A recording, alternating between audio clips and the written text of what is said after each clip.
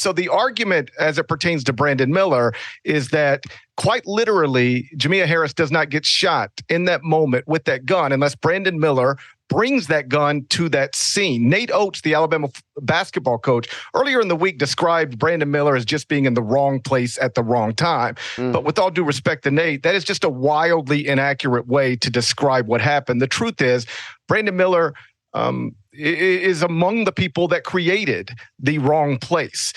He showed up with the gun and then gunfire erupted. Wrong place at wrong time is when you are at a party, for instance, and you're minding your own business, having a good time, and then something pops off in another room. Gunshots are fired. You are definitely, in that case, wrong place, wrong time. This is not that. Gunfire didn't just happen in the vicinity of Brandon Miller randomly. Gunfire happened in the vicinity of Brandon Miller after Brandon Miller showed up with the gun that started the gunfire. Now, his attorney is saying that Brandon Miller was already on his way to pick up his friends when the text arrived saying, please bring me my gun. But obviously, reasonable people could question that. Either way, he did show up at the scene with the gun, and within minutes, if not seconds, that's the same gun that was used to kill Jamea Harris. Simply put, if Brandon Miller does not show up with that gun in that car to that scene, this young woman, I think you can reasonably say,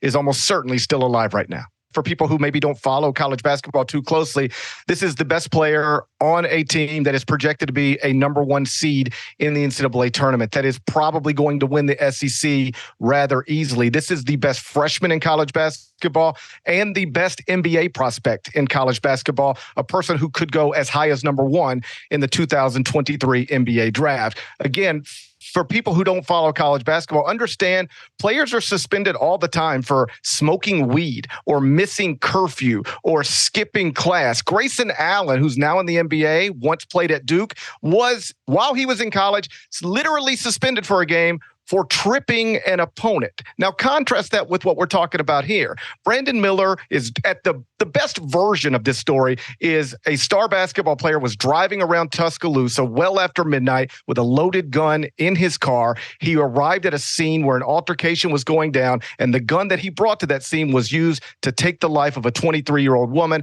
As I've said many times this week, if you don't have a rule in your program that those actions violate, I don't know what type of program you're actually running.